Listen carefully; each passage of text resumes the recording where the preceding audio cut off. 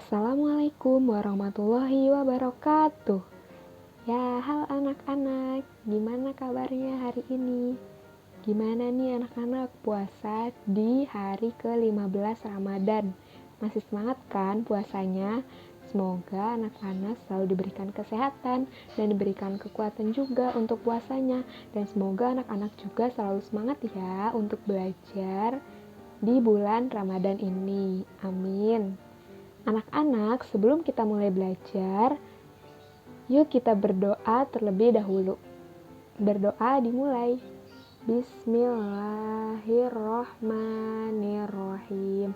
Rabbi zidni ilma warzuqni fahma birahmatika ya arhamar rahimin. Amin. Semoga anak-anak semangat ya belajarnya dan dimudahkan dalam belajar. Amin.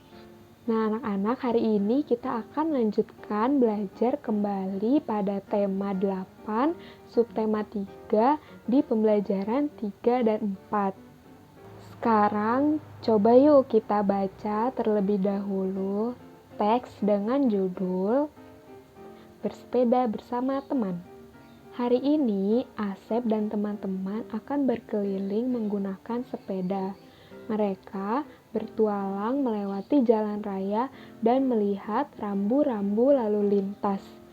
Asep dan teman-teman menaati peraturan lalu lintas. Lampu lalu lintas merupakan salah satu rambu lalu lintas. Lampu lalu lintas terdiri dari 3 warna, yaitu merah, kuning, dan hijau. Lampu hijau menyala berarti kendaraan boleh melaju. Lampu kuning menyala berarti kendaraan harus bersiap-siap melaju atau berhenti.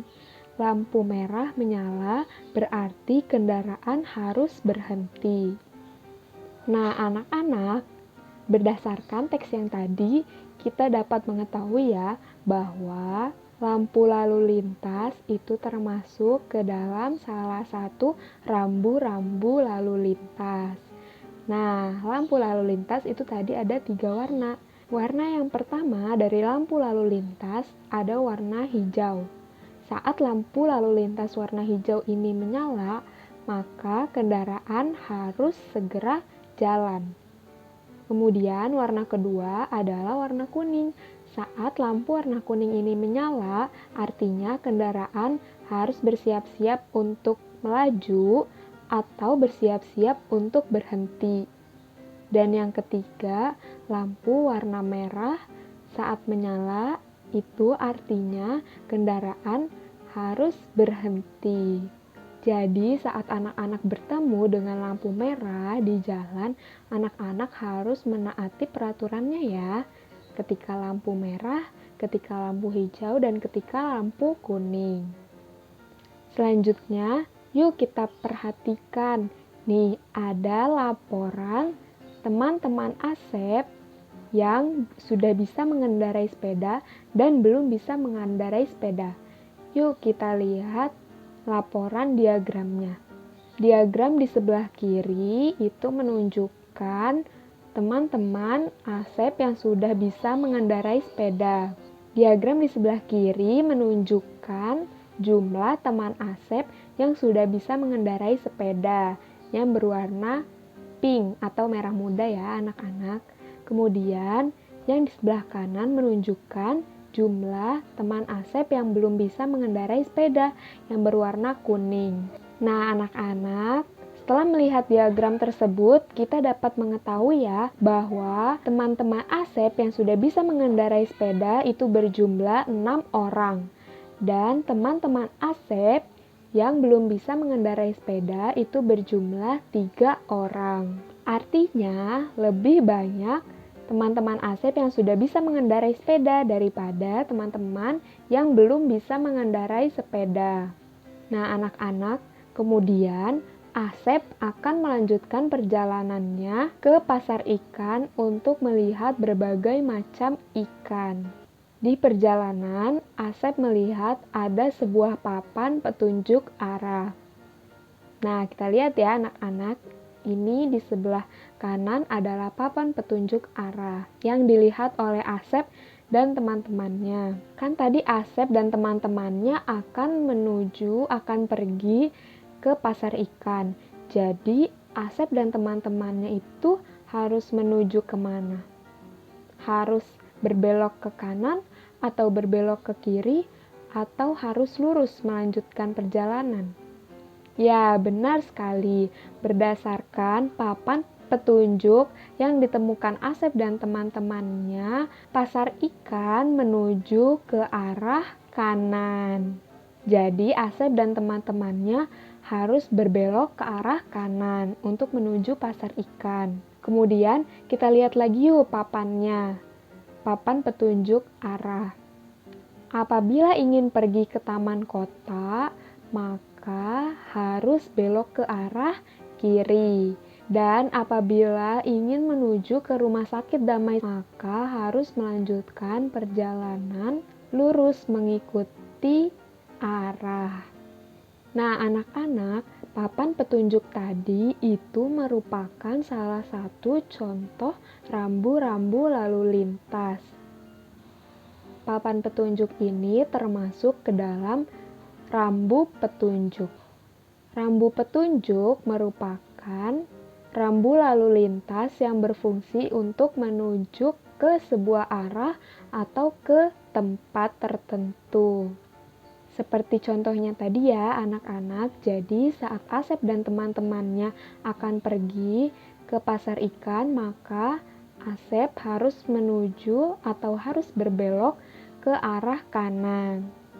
Nah anak-anak, setelah kemarin kita juga sudah belajar rambu-rambu lalu lintas dan hari ini kita juga belajar contoh rambu lalu lintas, maka ada beberapa jenis rambu-rambu lalu lintas yang dapat kita temukan. Yang pertama adalah rambu peringatan. Kita sudah belajar ya anak-anak kemarin bahwa rambu peringatan itu dipasang agar pengguna jalan itu berhati-hati saat mengendarai kendaraan.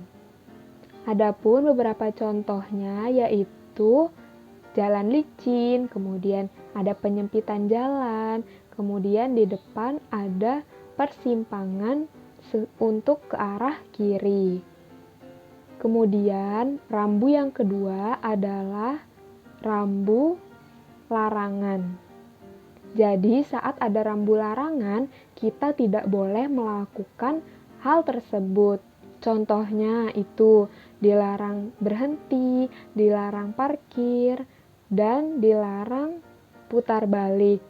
Yang ketiga itu ada rambu perintah. Rambu perintah ini harus dilaksanakan ya anak-anak, harus ditaati, harus diikuti. Contohnya tempat untuk parkir atau dengan simbol huruf P, jadi diperbolehkan parkir. Kemudian ada juga zebra cross atau tempat penyeberangan, jadi pejalan kaki harus menyeberang di zebra cross. Dan yang keempat ada rambu petunjuk. Yang tadi kita baru pelajari bahwa rambu petunjuk itu adalah rambu lalu lintas untuk menunjuk ke sebuah arah atau ke sebuah tempat. Contohnya tadi pasar ikan harus berbelok ke kanan, kemudian taman kota harus berbelok ke kiri, dan rumah sakit Damai Sejahtera itu harus lurus terus. Gimana nih anak-anak semua? Apakah anak-anak sudah mengerti apa yang tadi Ibu jelaskan? Semoga anak-anak mengerti ya. Jadi anak-anak, Ibu berpesan bahwa ketika kita menemui rambu-rambu lalu lintas, itu kita harus menaatinya agar lalu lintas tetap berjalan tertib dan semuanya aman.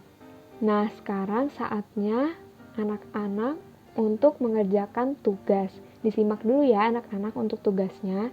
Yang pertama, ada gambar sepeda, ini silahkan anak-anak warnai dengan warna kesukaan anak-anak.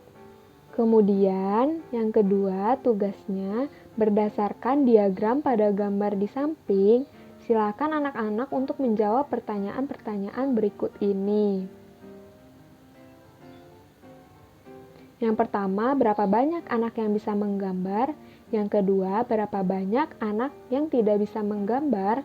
Dan yang ketiga, berapakah selisih atau perbedaan antara anak yang bisa menggambar dan belum bisa menggambar.